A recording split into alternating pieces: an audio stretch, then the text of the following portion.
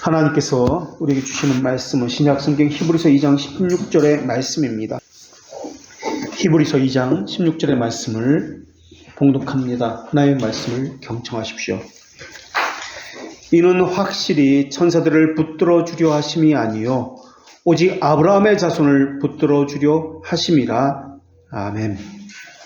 우리가 지금까지 사망에 매였다는 것을 나누었고, 그리고 노임을 받았다는 것을 나누었습니다. 그리고 오늘은 붙들어 주신다는 개념이 무엇인지를 나누는데, 특별히 그 초점을 오직 아브라함의 자손이라는 이 단어에 맞추어서 붙들어 주신다는 것을 나누도록 하겠습니다. 오늘 본문에는 붙들어 주신다는 말씀이 두 번이나 쓰여졌습니다. 이 동사가 무엇을 의미하는지에 대해서는 두 가지로 나뉘어집니다. 하나는 예수님께서 물에 빠지는 베드로를 손을 내밀어서 붙들어 주셨다고 할 때, 건져 주셨다고 할 때 이 단어가 사용되었습니다. 그래서 NIV 같은 영어 성경에서는 도와준다 라는 개념으로서 이 본문을 해석했습니다. 그리고 또 다른 의견이 있는데, 루터나 몇몇 학자들은 이 단어를 본성을 취하다라는 의미로 해석하였습니다. 그러니까 예수님께서는 천사의 본성을 취하지 아니하고 인간의 본성을 취하여서 이 땅에 오셨다라고 해석을 한 것입니다. 그래서 우리말 성경에서는 예수 그리스도는 아브라함의 자손을 구원하기 위해서 인간의 본성을 입고 이 땅에 오셔서 이 땅에 오셨다라고 해석을 합니다. 그래서 우리는 이 본문을 가지고 예수님께서 인간의 본성을 입고 이 땅에 오셔서 아브라함의 자손을 구원하기 위해서 그 일을 행하셨다라는 것을 살펴보도록 하겠습니다. 이러한 것을 은혜 언약이라고 이야기하는데, 여기서도 아브라함의 자손이라는 이 단어를 통해서 우리는 예수님은 세상을 위해서 중보하시는 것이 아니구나라는 것을 명백하게 알 수가 있습니다. 예수님은 지금도 하나님 우편에서 세상을 위해서 기도하지 않습니다. 주님은 주의 자녀만을 위해서 기도하고 계십니다. 그들만을 거룩하게 만드시기 위해서 기도하고 계십니다. 그들에게만 성령님을 보내주셨고, 그들만 하늘로 붙들어 메워서 그리스도에게까지 자라게 하고 계십니다. 그래서 하나님에게 붙들림을 받은 사람은, 성령님에 의해서 붙들림을 받은 사람은 중생된 자라고 합니다. 이들은 갈급해서 견딜 수 없어 합니다. 왜냐하면 생명을 부여받았기 때문에 생명을 향해서 자라가게 되어 있습니다. 그래서 말씀을 잘 따라갑니다. 최고의 가치로 이 주의 말씀이라 여기기 때문에 배우면 배울수록 더 배우고 싶어 합니다. 그리고 그 생명의 말씀에 순종하기를 기뻐합니다. 하나님께서 주신 동일한 정서를 가졌기 때문에 하나님에 대해서 경험하는 것을 기뻐합니다. 이것이 생명이라는 것을 알기 때문에 그렇습니다. 그래서 중생의 증거를 가진 사람은, 중생의 경험을 가진 사람은 성령의 도구가 되어서 하나님의 뜻이 무엇인지를 알기를 소망합니다. 그것을 알기를 위해서 격렬하게 노력을 합니다. 이것은 억지가 아닙니다. 자연스러운 귀결입니다. 중생으로 인해서 그 안에 하나님께서 심겨신 하나님의 형상이 새 사람을 입게 했기 때문에 저절로 나오는 본능과 같은 것입니다. 자연스럽게 배고프면 먹고 피곤하면 잠을 자는 것과 같이 자연스럽게 그것을 사모하고 그것을 따라서 살게 되어 있습니다. 그런데 그런 것은 모두 다가 아닙니다. 하나님께서 특별히 선택된 그들에게만 이것이 허용됩니다. 성도라 불리워지는 것도 마찬가지입니다. 그들에게만 있습니다. 성도의 교제도 그들만 있게 됩니다. 그런데 사람들은 사람들에게 은혜를 베풀기 위해서 인위적인 방법을 동원합니다. 그래서 교리 공부도 하나의 수많은 프로그램 가운데 하나로서 생각을 합니다. 그렇게 생각하다 보니까 해도 되고 안 해도 된다라고 생각합니다. 그리고 여건이 되면 한다라고 생각합니다. 하면 좋지만 안 해도 교회 다니는데 별 지장이 없다고 여깁니다. 굳이 그렇게까지 해야 되나? 라는 생각을 합니다. 그러다 보니까 조금만 아프면 안 하고, 집에 무슨 일이 있으면 하지 않아도 되고, 자기 기분이 좋지 않으면 안 하고, 주일에 결혼식이 있다 안 하고, 여러 가지 핑계를 대고 변명을 대면서 하나님의 언약을 쉽게 생각합니다. 그것은 당연합니다. 그건 이상한 일이 아닙니다. 왜? 중생된 자만, 중생의 경험이 있는 자만, 생명의 부유함을 받은 자만 하나님을 향해서, 그 말씀을 향해서 반응하게 되어 있기 때문에 그렇습니다. 이것은 절대 진리입니다. 중생된 자만, 중생의 경험이 있는 자만 교회 질서를 따르게 되어 있고 순종하게 되어 있습니다. 중생된 자는 새 사람의 부름을 받았기 때문에 그렇습니다. 자기 마음에 생명의 갈급한 성향이 생겼는데 어떻게 그것을 사모하지 않을 수가 있겠습니까? 어떻게 자신이 안 바뀔 수가 있겠습니까? 오히려 안 바뀌는 것이 이상합니다. 순종하지 않는 것이 오히려 이상한 겁니다. 교회는 이런 사람들을 훈련시키는 곳입니다. 그래서 그들에게 복음이 무엇이고 순종이 무엇이며 어떻게 무엇에 대해서 순종하는지 가르치는 것이 교회입니다. 아무나 데려다 놓고 말씀 훈련시킨다고 되는 것이 아닙니다. 중생되지 않은 자들은 자신의 의미가 무엇인지 모릅니다. 아무리 알려줘도 알 수가 없습니다. 또 안다 할지라도 관심이 없습니다. 왜요? 하나님에게 적대감이 여전히 남아있기 때문에 그렇습니다. 그래서 싫습니다. 꼭 그렇게까지 해야 돼? 라는 생각이 드는 겁니다. 그런 사람들의 생각은 저 목사가 과연 교인들이 내가 한 주간 동안 그렇게 세상에서 힘들게 산다는 것을 알까? 교회 와준 것만 해도 고맙게 생각해야 되는 거 아니야? 목사가 하는 일이 뭐야? 교인들을 위로하는 것 아니야? 기쁨을 줘야 되는 것 아니야? 그게 목회자의 의무가 아니야? 그렇게 생각하게 되어 있습니다. 외적인 형태를 가지고 내적 결실을 맺게 만들려는 로마 가톨릭의 성례를 여전히 그들은 행하고 있는 것입니다. 가시적인 위로의 말로 그들의 영혼이 바뀝니까? 가시적 외적인 것을 가지고 생명과 영혼을 바꿀 수 있다고 생각하십니까? 그래서 어떤 교회는 옆 사람과 앞뒤 사람과 예배 중에 당신은 사랑받기 위해서 태어났습니다. 서로 인사를 시킵니다. 그렇게 인사를 시키면 그 외적인 말을 가지고 평안이 정말 찾아오는 것입니까? 정말 하나님께 사랑받는 사람이 되는 것입니까? 그렇게 하면 정말 죄들의 용서가 실제로 이루어지는 것입니까? 거기에 무슨 언약이 나타나며 거기에 무슨 그리스도의 능력이 나타나는 것입니까? 우리는 그것을 늘 물어야 합니다. 우리는 하늘 법정에 서게 되어 있습니다. 그때 모든 것이 다 밝혀질 것입니다. 그때 하나님은 내가 너희에게 준 은혜의 방편을 왜 사용하지 않았느냐고 물으실 것입니다. 왜 너는 거짓과 속임에 빠져서 맹목적인 무지한 믿음에 빠져서 살았느냐고 물으실 것입니다. 왜 무지에게 접붙여져서 사탄에게 속고 살았느냐고 물으실 것입니다. 그때 뭐라고 대답하시겠습니까? 저 목사가 제대로 가르쳐주지 않아서라고 대답하시겠습니까? 아니면 교회에서 그렇게 하라고 요구했기 때문에 그렇게 했습니다라고 대답하시겠습니까? 아니면은 저에게 주어진 환경이 저를 이렇게 어렵게 만들었습니다. 그렇게 대답하시겠습니까? 아니면 남편 때문에, 자식 때문에 그렇게 그들이 나를 힘들게 만들었습니다. 그래서 주님의 은혜를 멀리하면서 살 수밖에 없었습니다. 그렇게 대답하시겠습니까? 그렇게 말하면 하나님께서 그래, 그렇겠구나. 너는 천국에 들어가기에 합당한 자구나. 그렇게 말씀할 것 같습니까? 칭의와 거룩은 다른 것이 아닙니다. 하나입니다. 왜 자꾸 환경을 가지고 사람을 가지고 말하려고 합니까? 왜 자기 성향은 말하려고 하지 않습니까? 자기가 그렇게 한 것 아닙니까?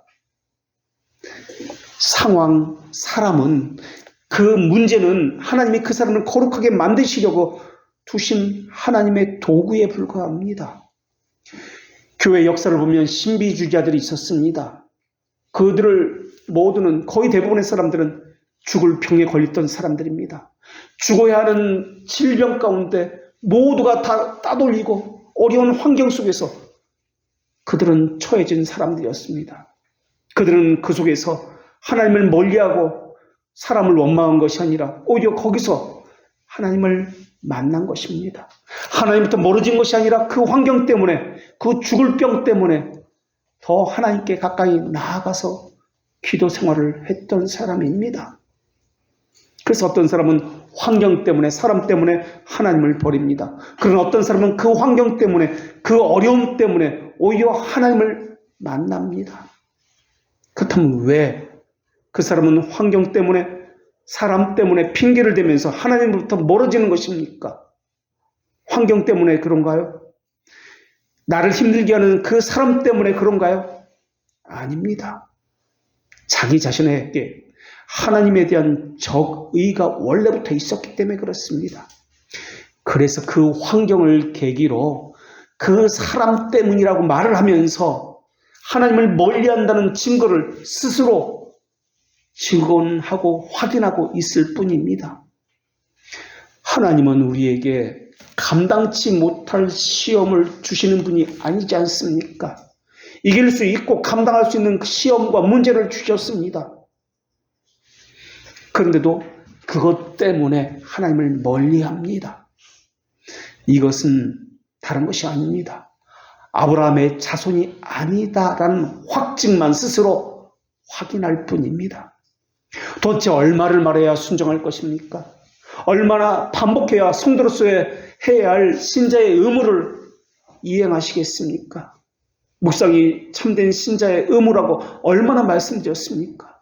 주의를 지키는 것이나 공적 의무를 기억하여 지키는 것이 성도의 의무라는 것은 당연한 것 아닙니까? 얼마나 그동안 강조했습니까? 예배도 어떻게 하는지 모르고 주기도문도 십계명의 뜻도 모르는 사람이기 때문에 그냥 오냐 하면서 그냥 내버려 두어야 하는 것입니까? 솔직히 말해서 도대체 신앙생활을 몇 년 했는데 가장 기초적인 용어조차 모르고 있는 것입니까? 모르면 오히려 그것을 더 부끄러워해야 하고 더 열심을 내서 해야 하는 것 아닙니까?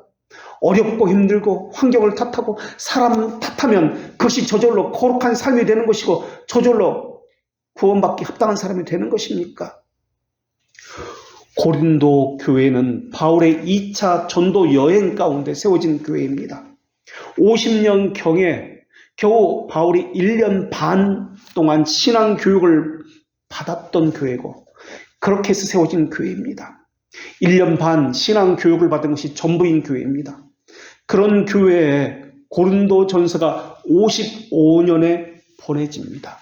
그러니까 고린도 교인들은 신앙생활을 한 지 겨우 3년 반밖에 되지 않았는데 고린도 전서를 우리 보기에는 새신자입니다. 그런데 이 고린도 전서를 받으면서 하나님으로부터 책망을 받습니다. 3년 반이면 새신자입니다. 그리고 교리교육은 1년 반밖에 받지 않았습니다. 신앙생활 한 것은.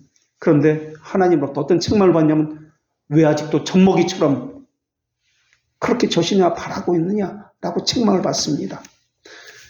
그런데 고린도 교회는 우리가 보기엔 책망을 받으니까 많은 오류가 있고 문제가 있다고 생각할지도 모르겠습니다. 그러나 아이들은 성찬의 의미도 알고 있었고 다른 교회를 향한 구제며 선교 헌금을 하는 교회였습니다. 우리는 그들에 비하면 얼마나 많은 시간을 신앙생활했고 성경 공부를 했습니까? 더군다나 고린도 지역은 유대인으로 구성된 그러한 율법을 알고 있는 지역도 아니었습니다. 이방 지역이었습니다. 이방 지역 중에서도 엄청나게 타락한 이방 신전이 있는 그런 타락한 문화의 대도시였습니다. 우상 숭배로 살고 있는 그런 곳에서 어떤 직업을 가져야 했을지도 한번 생각해 보십시오.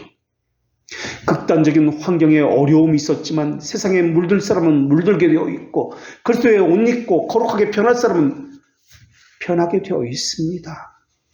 변하지 않을 사람은 변하지 아니하고 변할 사람은 환경 때문이 아니라 그 안의 본성 때문에 그렇게 그들과 짝을 하며 세속에 물들게 되어 있습니다. 그 차이는 무엇입니까? 중생을 했느냐 하지 않았느냐의 차이이지 환경의 문제가 아니라 사람의 문제가 아닙니다. 사람이 안 변한다고 부랴부랴 놀리고 인간의 정의에 호소하고 수단과 방법을 사용하지만 그래도 안 변합니다. 변하게 하시는 것은 사람이 아닙니다. 사람의 말이 아닙니다. 성령 하나님이십니다. 그래서 주님은 주의 백성을 위해서만 기도하십니다. 그들의 신앙이 떨어지지 않도록 말입니다. 그게 하나님께서 우리를 붙드시는 방법입니다. 그래서 중생된 자들은 배우게 되어 있습니다. 그들이 열심을 내서가 아니라 주님께서 이들을 위해서 기도하고 계시고 성령께서 이들을 위해서 붙들고 계시기 때문에, 성령께서 그들을 만들어 가시기 때문에, 생명을 부어주시기 때문에 그러합니다. 그들을 붙드신다, 굳세게 한다는 이 단어는 어원적으로 어떤 대상이나 어떤 상대에게 악교 풀칠을 해놓은 것처럼 강하게 착 달라붙어 있는 이 상태를 의미하는 단어입니다. 예수 그리스도와 연합되었다, 생명에 강하게 악교 풀칠해서 착 달라붙어 있다라는 것입니다. 저절로 말씀이 갈급해집니다. 저절로 자발적으로 순종을 합니다. 이것이 생명이기 때문에 그렇습니다. 누가 시켜서 마지못해서 율법적으로 하는 것이 아닙니다. 마음의 정교함도 없고 그렇게 구렁이 담 넘어가듯이 설레벌레 이렇게 하지 않습니다. 이 단어가 인간의 악한 마음과 관련되어서 굳세게 한다, 붙들으신다라고 사용될 때는 완악함에 착 달라붙어 있다는 개념입니다. 그래서 애굽에서 바로가 하나님의 이적을 보았는데도 하나님을 거부하는 마음의 상태를 사용할 때 이 단어가 또한 사용되었습니다. 하나님에게 착 달라붙어 있는 사람은, 생명에 착 달라붙어 있게 된 사람은 하나님의 말씀이 좋을 수밖에 없습니다. 하나님의 말씀을 배우는 것이 너무 좋습니다. 잠을 자는 것도 있고 밥을 먹는 것도 잊을 정도로 좋습니다. 그것만 생각납니다. 땅끝까지 쫓아가서 배우고 싶은 그 마음이 간절합니다. 내게 생명의 위협이 있다 할지라도 그 진리를 소유하고 싶은 심정이 가득하기 때문에 생명을 내어놓고 그것을 배우고자 합니다. 마치 진주장사가 진주를 발견하고 나서 자신의 모든 재산을 다 팔아서 그 진주가 숨겨진 밭을 구입하는 것과 같습니다. 그 진리는 내가 가진 모든 것보다 다 주고라도 구입하고 싶습니다. 더 고귀하기 때문에 그렇습니다. 그런데 시간이 없다고요? 몸이 안 좋다고요? 도대체 그런 말이 어디서 나오는 것입니까? 그들이 생각하는 성도의 사귐이라는 것은 세상의 방식을 교회 안으로 가지고 들어와서 교회를 짓뭉개뜨리기를 좋아하는 것 외엔 없을 것입니다. 신자는 하나님을 영광을 위합니다. 그분을 즐거워하는 것, 이것이 그의 존재 이유입니다. 그것이 인생입니다. 그것이 신앙의 시작입니다. 그것이 되지 않는 사람은 신앙생활을 하는 것이 아닙니다. 하나님을 제쳐두고 이 방법 저 방법, 이 사람 저 사람을 찾아다니고 기웃거리면서 하는 것은 멸망으로 들어가는 첩경입니다. 그렇게 하면 하나님께서도 그 사람이 의지하는 것을 가지고 그 사람을 넘어뜨리는 멸망의 도구로 사용하십니다. 예를 들어 이스라엘 백성은 이방 민족을 물리치기 위해서 아수르를 의지했습니다. 바벨론을 의지했습니다. 그런데 그 아수르가 자신을 도와줄 것이라고 생각했던 그 바벨론이 오히려 이스라엘을 멸망시켜 버렸습니다. 어떤 사람은 자녀를 위해서 가족에 매였습니다. 그들이 의지하는 그 가족에 의해서 망하게 될 것입니다. 어떤 사람은 자기 목숨을 중히 여깁니다. 자기 몸을 하나님보다 더 소중히 여기는 사람은 하나님은 그렇게 아끼신 그 몸을 치실 것입니다. 그래서라도 그 사람을 구원하기 위해서 말입니다. 그러나 그것은 그 사람이 아브라함의 자손이라는 전제하에서 그렇게 하십니다. 아브라함의 자손이 아니라면 그들은 자기 하고 싶은 대로 하게 될 것입니다. 그래서 세상에서 잘 나가게 될 것입니다. 하나님은 아브라함을 부르셨을 때 아브라함이 일가 친척을 다 버려야만 했습니다. 고향도 버려야 했습니다.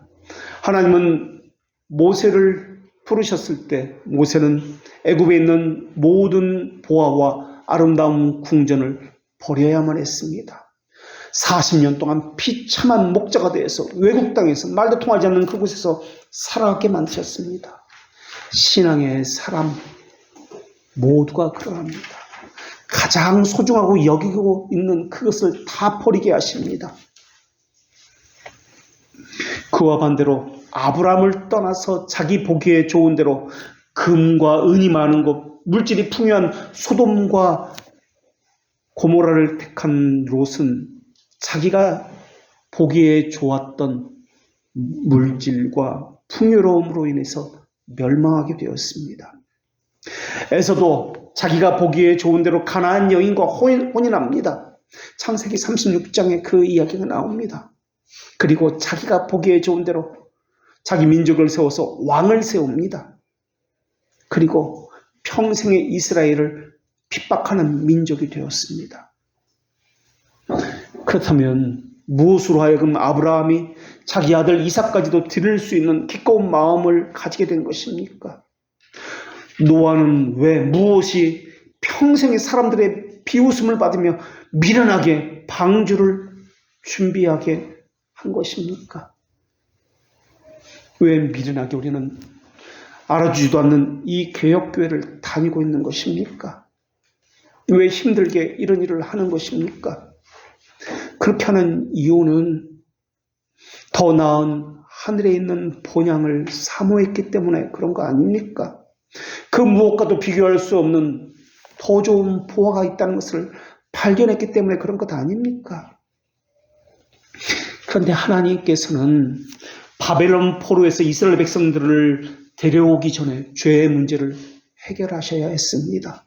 그래서 에스겔 36장 24절에서 선지자를 통해서 하나님께서는 이렇게 말씀하셨습니다.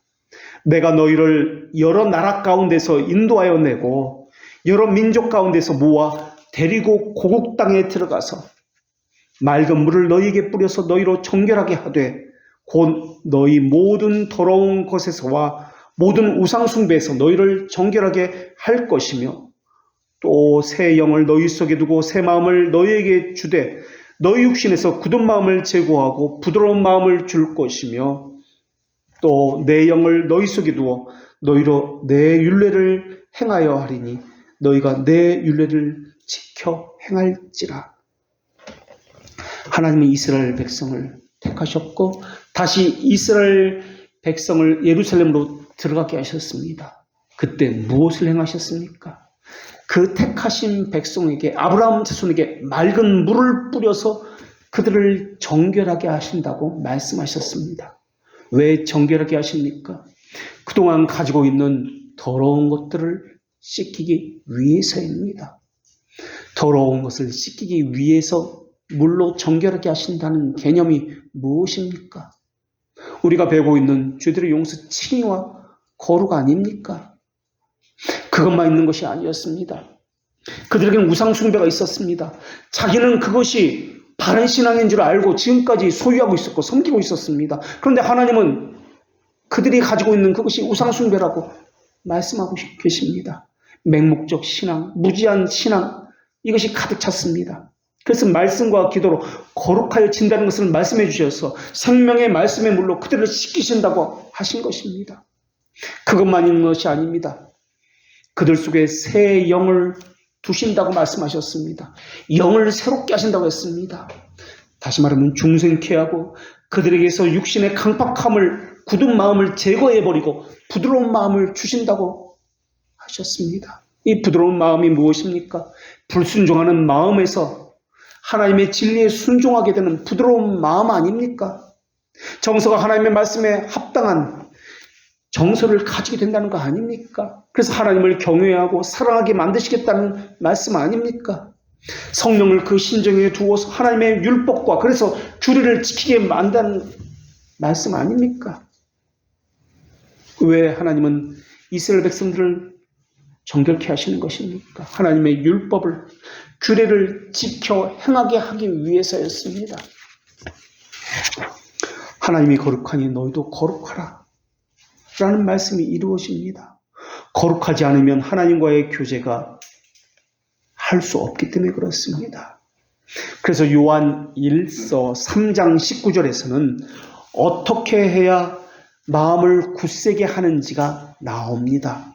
이로써 우리가 진리에 속한 줄을 알고 우리 마음을 주 앞에서 굳세게 하리니, 우리가 굳세게 하는 방법은 하나님의 말씀인 진리 안에 거할 때 굳세게 된다라고 말씀하고 있습니다. 진리 안에 거하도록 마음을 악욕 풀칠을 하는 것처럼 진리와 착 달라붙게 접붙여서 굳세게 한다라는 것입니다. 이 일을 성령께서 하십니다. 교회에 접붙여지는 그들은, 교회에 착 달붙어서 떨어질 수 없을 만큼 한 몸이 되어서 접붙여진 그들은 교회를 위해서, 내 몸이기 때문에 다른 지체를 위해서 무엇을 해야 그들의 영혼을 살리며 교회를 어떻게 견고하게 할 수 있는지 그것을 하기를 소망합니다. 그것을 배우기를 소망합니다. 그것을 행하고 싶기 때문에 그렇습니다. 한국교회를 살리고 싶은 갈망이 있습니다. 한국에 있는 그 신학교들을 살리기 위해서 무엇이라도 작은 보탬이지만 하고 싶은 열망이 가득합니다. 눈을 열어서 더 넓은 것을 보고 싶고 더 멀리 바라보기를 원합니다. 그래서 한국교회를 아파하면서 더 나아가서 이 땅에 있는 죄와 불순종을 고통스러워하면서 그들의 이름을 대신 불러가면서 회개 기도를 하는 것입니다. 불순종은 다른 나라, 다른 지역에만 있는 것이 아닙니다. 늘 우리와 함께하고 있습니다. 현재 우리 안에서 일어나고 있는 것이 불순종입니다. 내 안에서 일어나고 있는 것이기도 합니다. 그런데 사람들은 죄를 단순한 개념적으로만 이해하고 있습니다. 어떤 문화나 법의 기준에 어긋나는 행동을 하지 않는 것, 이런 식으로만 죄의 개념을 이해하고 있습니다. 죄는 단순한 비행이나 범죄가 아닙니다. 심정의 자세입니다. 하나님에 대한 적대감을 이야기합니다. 불편한 감정, 반감을 이야기합니다. 느끼는 것, 판단하는 것, 생각하는 것, 영의 기능, 모든 것이 오염되어 있다, 부패하여 있다라는 것과 관련되어 있습니다. 사람들은 늘 자기를 넣고 그 문제를 생각합니다. 객관적이지 않습니다. 예를 들어서 우리가 이제 시민 정부에 대해서, 기독교 강요 4권에 대해서 배우게 될 텐데, 우리는 위정자를 뽑는 기준은 항상 기독교인이라고 한정해 버립니다. 저 대통령이 기독교에 얼마나 도움이 되는가, 그것이 기준입니다. 주여 주여 하면서 장로 대통령이 되게 해달라고 온 교회가, 기독교 교회가 기도합니다. 거기에 공공의 선은 어디에도 없습니다. 하나님의 선하신 지혜를 인정하는 신앙도 없고 하나님의 섭리에 순종하는 신앙도 없습니다. 그리고 자기 마음에 안 들면 언제든지 십자가 들고 광화문에 나가서 데모합니다. 그렇게 하는 것이 중세에 있었던 클루니 수도원 출신들이 하는 짓입니다. 공직자의 개념은 공정해야 하는 것입니다. 그런데 우리는 그들에게 우리 쪽으로 기울어지게 해달라고 세력을 모아서 영향력을 발휘하고 있습니다. 정치에도 내 극단적 이기심의 색깔을 입혀서 자기 교파에게 이익을 주는 사람을 뽑자라고 하고 있습니다. 결혼한 사람은 다 사직시키겠다, 자기가 원하는 사람만 데리고 정치하자, 이것이 크로니 수도원은 이었습니다. 그것을 한국교회가 지금까지 하고 있는데 이것이 어떻게 하나님의 뜻이겠습니까? 교회가 교황에게 놀아났듯이 거짓 정치인들의 손에 놀아나고 있습니다. 거짓 목사의 속임에 꼬임을 받아가지고 부하 뇌동하고 있습니다. 우리는 대통령이라는 그 사람이 아니라 법이 세운 대통령직을 인정해야 합니다. 하나님과 백성이 부여한 그 합법적인 권위를 인정해야 합니다. 목사도 마찬가지입니다. 그 사람이 아니라 그 직분, 그 직무를 부여하신 하나님의 위임, 그리고 하나님의 선하신 지혜를 인정하고 순종해야 합니다. 우리는 사람에게 순종하는 것이 아니라 하나님에게 순종하는 사람들입니다. 하나님께서 그 자리에 그 사람을 임명하셨다면 하나님의 선하신 지혜를 우리는 순응해야만 합니다. 그런데 그렇지 않습니다. 내가 보기에 좋지가 않으니까 미워합니다. 그리고 하나님의 이름을 빙자해서 세력을 규합해서 내 이익을 도모하고 데모를 합니다. 그렇게 하는 것은 하나님은 틀렸다라고 말을 하는 것입니다. 우리는 권위는 물론이고 은사, 물질에 대해서도 바른 관점을 가지고 있어야 합니다. 우리는 하나님으로부터 위임받은 청지기입니다. 은사도 그렇고 물질도 그렇고 시간도 그렇습니다. 능력도 그렇습니다. 하나님께서 하나님의 나라를 위해서 하나님을 위해서 사용하라고 주신 것입니다. 잠시 맡겨주신 것입니다. 우리는 이것을 가지고 죽을 수가 없습니다. 부나 은사를 함께 가지고 죽을 수 있는 것이 아닙니다. 우리의 이유는, 존재 이유는 하나님께서 주신 이것을 가지고 어떻게 하나님의 영광을 위해서 사용할 수 있을까? 이것이 우리가 해야 할 일입니다. 그리고 마지막 때 우리는 청지기의 사물을 어떻게 했는지 하나님 앞에 계산할 날이 있을 것입니다.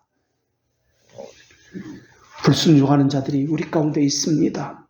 권면하고 그들을 위해서 기도해야 합니다. 그들에게 참된 복음의 뜻이 의미가 무엇인지를 다시 알려주고 회개를 촉구하고 죄들의 용서에 대한 약속도 함께 전해야 합니다. 하나님은 아브라함의 자손에게는 사망이 주관하지 못하게 했습니다. 마귀의 권세가 미치지 못하게 했습니다. 그런데 우리 안에서 사망이 일어나고 하나님으로부터 멀어짐이 일어나고 분열과 갈등이 일어난다면, 생명이 아니라 죽음이 일어나고 있다면 이것은 무엇을 의미하는 것입니까? 중생된 자는 생명을 부어받았기 때문에 순종하기를 기뻐합니다. 부단히 노력합니다. 진리의 영이신 성령께서 그렇게 시키기 때문에 그렇습니다. 이런 면에서 훈계를 좋아하는 자는 지식을 좋아한다라는 잠언 12장 1절의 말씀이 응합니다. 다른 말로 이것은 양심이라는 개념입니다. 훈계를 좋아하는 자는 지식을 좋아한다. 참된 교회의 표지가 무엇입니까? 사람이 많이 모였다는 것입니까? 아니지 않습니까? 하나님의 말씀에 순종하기를 기뻐하는 사람들, 하나님의 말씀으로 기강이 세워진다는 것 아닙니까? 기강이 바르게 세워진다는 말의 의미는 그 교회, 그 성도들이 하나님의 말씀에 다스림을 받는 것을 기뻐한다는 것 아닙니까? 하나님의 말씀을 두려워하고 경외하고 사랑한다는 말 아닙니까? 저절로 그렇게 교회 분위기가 만들어졌기 때문에 그 정서에 어울리지 않는 사람은 그 정서에 어색해지고 불편해지게 되어 있습니다. 그래서 웨스트민스터 신앙고백서 30장에서는 교회의 권한이 있는데, 교회는 사람들을 교회의 교제에 받아들이기도 하고 부적당한 사람은 교제에서 제거할 권능이 교회 안에 있다라고 합니다. 이것을 열쇠의 권한이라고 부르고 있습니다. 이 견책으로 인해서 하늘나라가 열리기도 하고 닫히기도 한다고 고백하고 있습니다. 교회의 기강을 두고 견책을 두는 이유는 온 회중이 하나님의 공정한 심판과 저주를 받지 않게 하기 위해서입니다. 그러니까 참된 교회는 건물이 아니라 그 교회 교인들이 어떠함을 가지고 이야기해야 합니다. 그런 의미에서 우리는 참된 교회인지 물어야 합니다. 다른 말로서, 오늘 본문의 용어로서는 우리는 아브라함의 자손인지 물어야 한다는 말입니다. 아브라함의 자손이라면, 우리가 아브라함의 자손들의 모임이라면 진리 안에 거하도록 생명이 있기 때문에, 하나님께서 붙들어 주셨기 때문에 생명이 나타난다는 말입니다. 어떻습니까? 분명히 하나님 앞에 우리의 양심을 물어봅시다. 우리는 하나님의 말씀을 사모하는 사람들로 모임이 이루어졌습니까? 그리고 하나님의 말씀의 질서에 순종하는 그 지체들로 이루어졌습니까? 그 질서는 하나님을 알아가는 질서입니까? 하나님의 언약을 지키는 질서입니까? 참된 교회는 어디에 있는지 찾아내는 것이 아니라 우리가 어떻게 교회를 세워가느냐요. 참된 교회인지 거짓된 교회인지 드러나는 것입니다. 말씀에 착 달라붙어 있는 이 모습. 생명에 붙들려 있는 이 모습이 참된 교회입니다. 그래서 교회는 여기저기 어디에 있지 기웃거리면서 찾는 것이 아니라 우리가 모두 함께 참된 교회로 세워지는 것, 그 교회와 함께 바른 교회가 세워지는 것입니다. 이게 참된 교회입니다. 다른 사람이 아니라 내가 어떻게 하느냐로 참됨을 말하는 것이 교회입니다. 그래서 교회는 다니는 곳이 아니라 교회는 우리 모두가 함께 세워가는 곳입니다. 그리고 나만이 잘 되는 것이 아닙니다. 교회는 우리라는 개념이기 때문에 우리 모두가 함께 서로가 서로에게 권면하고 격려하고 함께 생명으로 나아가자고 서로를 돌아보는 것이 교회입니다. 이게 성도의 사귐입니다. 사실 중생되지 않은 사람에게는 우리가 할 수 있는 일이 없습니다. 중생된 사람만 순종할 것이고 생명을 사모할 것이기 때문에 하나님을 경외할 것이기 때문에 그렇습니다. 그래서 하나님은 아브라함의 자손에게만 오늘 말씀을 주신 것입니다. 예수님도 그들을 위해서만 기도하시고 성령님도 그들에게만 함께 하십니다. 그들만 순종할 것이고 그들만 하나님을 즐거워하시고 기뻐할 것이기 때문에 그렇습니다. 그럴지라도 우리 안에서 기강을 세워 불순종의 누룩을 제거해야 합니다. 그리고 지속적으로 누가 중생의 경험이 있고 누가 중생됐는지 우리는 모르기 때문에 지속적으로 권면을 해야 합니다. 하나님의 때에 그 세례의 효력이 나타나는 것과 마찬가지로 말입니다. 세례를 받는 즉시 그 효력이 나타나는 것이 아닙니다. 하나님의 정하신 방법에 의해서 하나님의 때에 그 세례의 효력, 죄들의 용서라는 그 언약이 그때 나타나는 것과 마찬가지입니다. 아브라함의 자손을 붙들어 주시는 이 일은 성령께서 하시는데 성령께서는 내적인 수단을 가지고 행하시기도 하고 외적인 수단을 가지고 이 일을 행하시기도 하십니다. 내적인 수단은 믿음을 주셔서 회개를 통해 정결케 하시는 방식을 내적인 수단이라고 이야기합니다. 그래서 성령께서 내적인 수단을 사용하실 때 우리는 얼마나 큰 죄인인지 절실히 깨닫게 됩니다. 자신의 비참함을 깨닫게 됩니다. 그래서 구원을 갈망하게 됩니다. 자신은 처참한 죄인이라는 것을 깨닫고 오직 하나님의 자비하심만을 간절히 간구하게 됩니다. 이때 죄인은 겸손해질 수밖에 없습니다. 자기는 죽어야 한다는 것을 깨닫기 때문에 그렇습니다. 이때 하나님께서 주시는 이것을 올곧은 믿음이라고 이야기합니다. 그래서 이 올곧은 믿음에는 하나님께서 주시는 이 믿음에는 그리스도 앞에 완전히 굴복되어지는 이 회개를 항상 동반합니다. 이때 이런 이 회개를 생명에 이르는 회개라고 이야기합니다. 그래서 믿음과 회개는 늘 함께 갑니다. 이것이 내적인 수단입니다. 그래서 죄를 혐오하고 미워하는 것이 그 심정의 영적 습관으로 자리 잡습니다. 회개는 소리 지르는 것이 회개 아닙니다. 울고불고 하는 것을 말하지 않습니다. 내면에 관한 것인데 거룩하심을 삶에서 인지하는 것으로부터 시작하는 것이 회개입니다. 거룩하심을 인지하게 되면 자연스럽게 자신의 비참함과 죄에 대해서 혐오하기 시작합니다. 그래서 사도행전 20장 21절에서 그 말씀처럼 회개와 믿음이 함께 갑니다. 하나님께 대한 회개와 우리 주 예수 그리스도께 대한 믿음을 증언하시는 것이다 라는 말씀처럼 말입니다. 근데 사람들은 자기 스스로 죄를 내 죄는 유만해, 그 정도 가지고는 지옥 갈 정도는 아니야 라고 자기 스스로 판단합니다. 죄라는 것은 자기가 정하는 것이 아닙니다. 이미 정해져 있는 어떤 표준을 가지고 그것을 말을 해야 합니다. 거기다가 죄가 겨냥하는 것은 하나님을 향한 적대감입니다. 그래서 죄는 두 가지인데 하나님의 말씀에 순종하기에 부족한 것이고 또 하나는 하나님의 말씀을 어기는 것입니다. 하나님의 말씀에 순종하기에 부족한 것, 이것은 결핍을 이야기하는 것이고 하나님의 말씀을 어기는 금지는 이것은 과한 것을 이야기합니다. 우리는 어떻습니까? 부족한, 하지 않는 결핍이 없습니까? 또 어기는 과한 것은 없습니까? 이런 것이 교회 안에 있다면 그 사람만 심판받는 것이 아니라 온 회중이 함께 하나님의 심판을 받는다고 말씀하고 있습니다. 죄를 어기는 것은 표준을 어기는 것입니다. 그래서 믿음과 회개라는 내적 수단을 가지고 성령께서 우리에게 역사하십니다. 그런데 이 내적인 수단 말고 외적인 수단도 성령께서 사용을 하십니다. 이 믿음과 회개라는 내적 수단은 저절로 이것이 이루어지는 것이 아닙니다. 이 내적 수단들은 하나님께서 정하신 외적 수단이 있는데 순전한 말씀과 바른 성례의 시행을 통해서 이 내적 수단들을 얻도록 만들어 주셨습니다.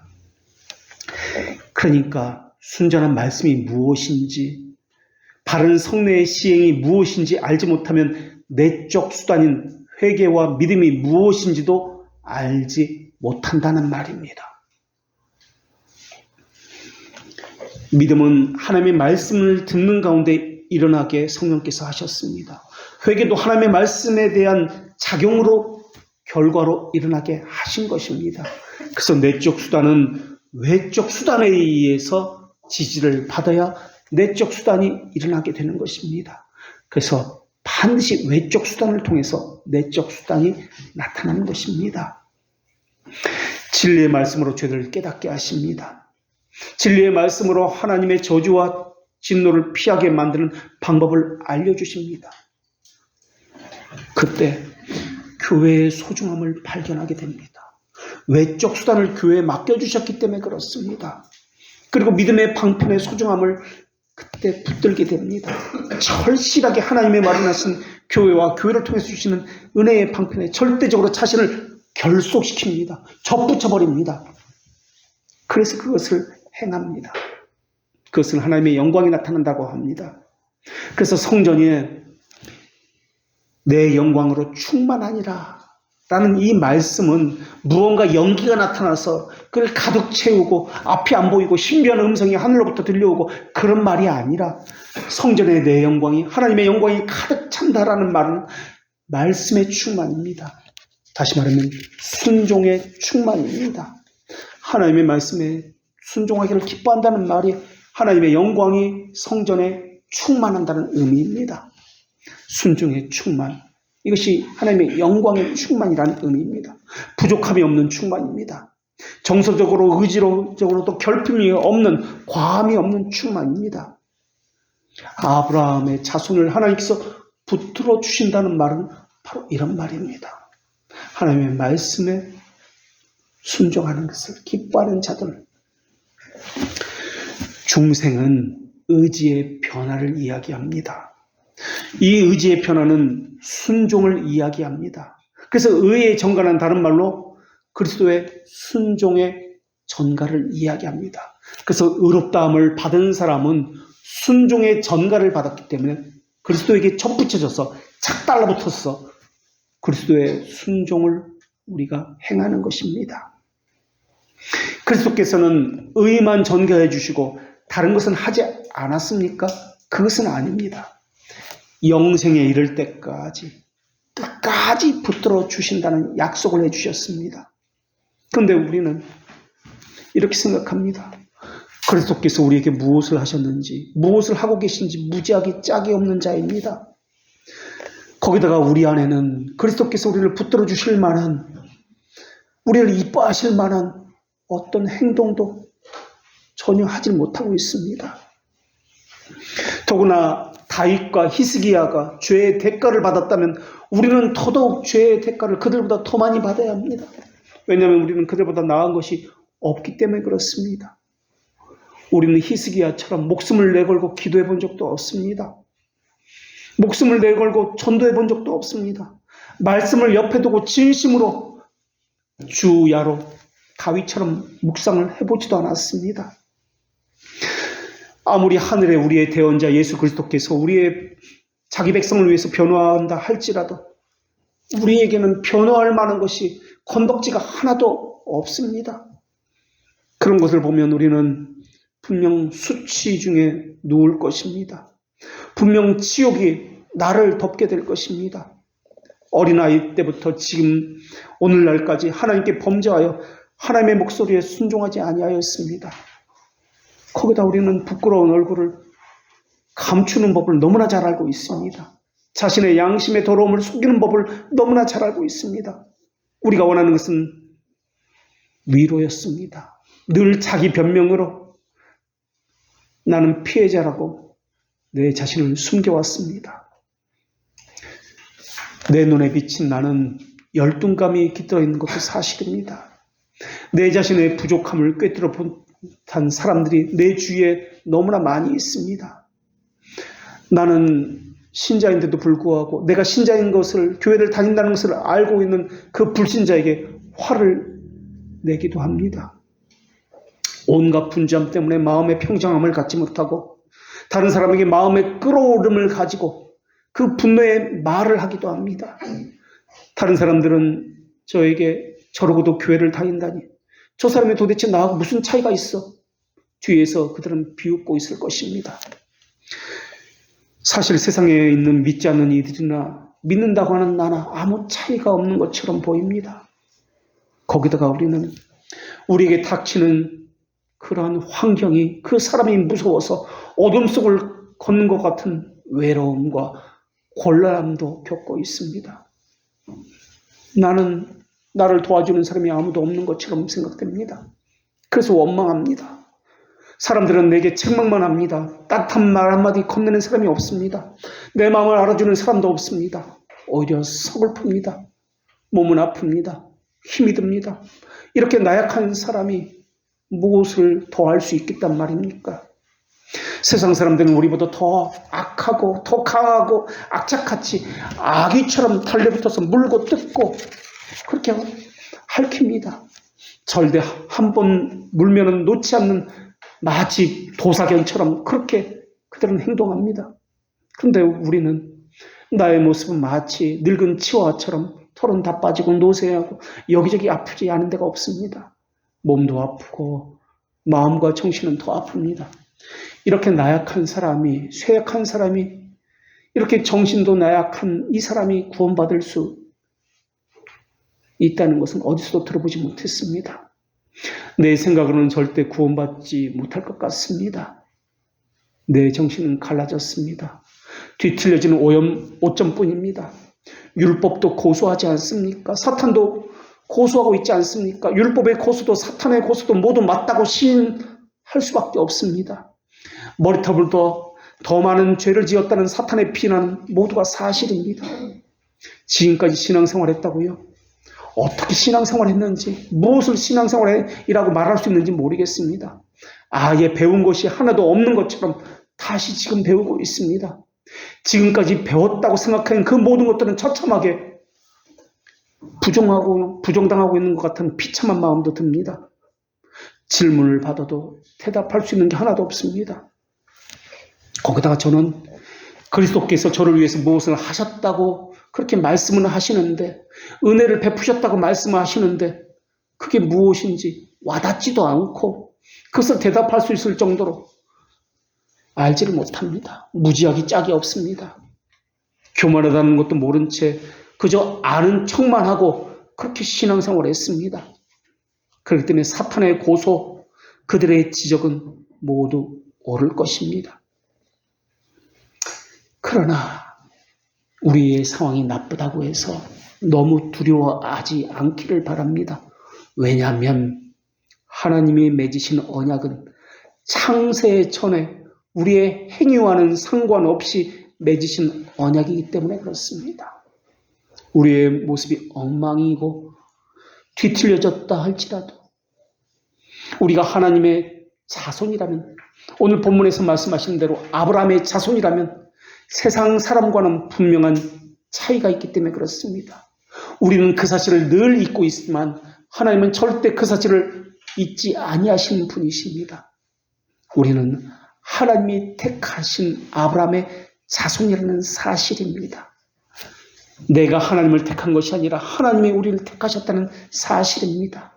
물론 여기 있는 모두는 아닐 것입니다. 그러나 하나님의 자녀는 분명 순종의 영을 받은 사람이면 틀림없습니다. 지금은 이렇지만은 하나님의 때가 되면은 그들도 세례의 효력이 나타나듯이 하나님께 되돌리게 될 것입니다. 그들도 지금은 이렇지만은 하나님의 말씀에 어긋나지 않으려고 그렇게 자신의 목숨을 내걸고 그렇게 할 것입니다. 마음만 찔리고 매번 말씀을 들을 때는 양심은 찔리지만 매번 그냥 지나치고 내버려두고 반복되는 이전의 행위를 그때는 더 이상 방치하지 않게 될 것입니다. 왜냐하면 하나님의 자녀는 하나님의 형상을 닮았기 때문에 참됨을 추구하는 사람이기 때문에 그렇습니다. 거기다가 하나님께서는 택하신 백성을 하나님이 붙들어 주시겠다고 약속하시기 때문에 그렇습니다. 우리 눈에 보이지 않지만 이것이 바로 하나님의 자녀와 그렇지 않은 자와의 차이입니다. 우리 보기에 우리의 행동은 엉망입니다. 그들과 무슨 차이가 있느냐고 그렇게 말을 할 수 있지만 우리에게는 우리를 위해서 간구하시는 대언자 예수 그리스도께서 계십니다. 주님의 탁월한 능력은 나쁜 상황 속에서도 하나님의 자녀를 바르게 세우실 것이며 악한 상황조차 선으로 바꾸어 주실 것입니다. 그렇기 때문에 내게 문제가 있다. 아직 해결되지 않는 문제가 있다. 이것을 가지고 나쁘다. 그렇게 생각하지 마십시오. 왜냐하면 하나님은 하나님의 자녀를 하나님의 성품에 합당하게 만들기 위해서, 훈련시키기 위해서 그 문제를, 그 사람을, 그 환경을 그 사람에게 던져주셨기 때문에 그렇습니다. 그 사람도 마찬가지입니다. 그 관계도 마찬가지입니다. 그 어려움도 마찬가지입니다. 하나님께서 붙들어 주신다는 말의 의미는 아무 어려움도 없게 만드신다는 의미가 아니라 아무 환난도 없게 만들어 준다는 의미가 아닙니다. 오히려 다른 사람보다 더 많은 환난, 더 많은 고난을, 문제를 경험할 수 있습니다. 하나님께서는 사람 채찍으로, 환난의 몽둥이로 하나님의 자녀를 더욱 연단하시기 때문에 그렇습니다. 거기다가 우리가 믿는 것은 우리 자신이 아니라 하나님의 자비하심입니다. 우리가 믿는 것은 내 행위가 아니라 그리스도의 행위입니다. 하나님은 자기 백성에게만 관심을 가지고 계십니다. 그래서 사탄아, 여호와가 너를 책망하노라, 예루살렘을 택한 여호와가 너를 책망하노라 라고 사탄에게 말할 것입니다. 그리고 우리에게는 또 이렇게 말씀하실 것인데, 물은 내가 사랑하는 자를 책망하여 징계하노니 그러므로 너희가 열심을 내라, 회개하라 라고 말입니다. 그러나 하나님은 징계를 내리시고 회개를 촉구하시고 책망도 하시는 분이시지만은 그는 자녀에게 하는 책망이요, 사랑하기 때문에 그를 하나님의 자녀로 만드시기 위해서 하시는 책망과 징계입니다. 하나님은 아브라함의 자손을 붙들어 주신다고 분명하게 약속하셨습니다. 그리고 또한 이렇게 말씀하셨습니다. 비록 더딜지라도 기다리라. 지체되지 아니하고 반드시 응하리로다 라고 말입니다. 이것이 오늘 우리에게 주시는 하나님의 말씀입니다. 기도하겠습니다. 어느 한 위가 다른 위보다 크지도 아니하며 작을 수도 없으며 다만 삼위가 함께 영원하며 동등하신 삼위일체 하나님, 죽은 자들에게는 하나님의 말씀이 사망으로 쫓아 사망에 이르는 냄새에 불과할 것입니다. 메마른 형식, 위선으로 가득 차서 예배하는 것이나 섬기는 것이나 말씀을 대하는 것이나 기도하는 것이나 모든 것이 죽음에서 나오는 것일 텐데 저희 안에는 참된 믿음이 있는지 돌아보게 하여 주시옵소서. 말에 관한 믿음이 아니라 능력에 관한 믿음이 있는지, 믿음이 없이는 주를 기쁘시게 할 수 없사오니 우리가 가진 믿음이 어떠한 믿음인지 돌아보게 하여 주시옵고, 그리스도의 죽으심의 의미를 알아 저희가 범죄함으로 인해서 내어줌을 당하신 그리스도의 의로움에 깊이 머리 숙여 감사하고 기뻐하기도 하여 주시옵소서. 배은망덕하게도 주님의 죽으심이 선포되고 주님의 주님 되심이 선포되는 말씀에 귀찮아하고 있진 않는지, 불편해하고 있진 않는지, 죄를 용서해 주신 하나님의 사랑에 대해서 편협한 생각을 하고 있지는 않는지 돌아보게 하시옵고, 심판주 앞에 저희가 항상 세움을 받게 하여 주시옵소서. 주의 계명이나 말씀이 원수가 아니라 그 말씀에 대적하고 불순종하는 자들이 주님의 원수라는 것을 알아 저희 안에 주의 원수를 물리치고, 저희가 주의 말씀을 어떻게 대하고 있으며 예배에서 어떻게 온 마음과 뜻을 다하여 경건하게 예배하고 있는지 저희의 양심을 돌아보고, 저희 자신을 돌아볼 뿐 아니라 주의 지체들을 함께 돌아보게 하여 주시옵소서. 주의 말씀이 저희를 살리셨나이다 라는 시편 기자의 고백처럼 저희가 주의 법도를 영원히 잊지 아니하며, 주께서 이것을 저희를 살리게 하심이라는 그 말씀이 저희에게서 이루어짐을, 그 증거를 저희가 갖게 하여 주시옵소서. 순종의 의를 전가하신 예수 그리스도의 이름으로 기도합니다. 아멘.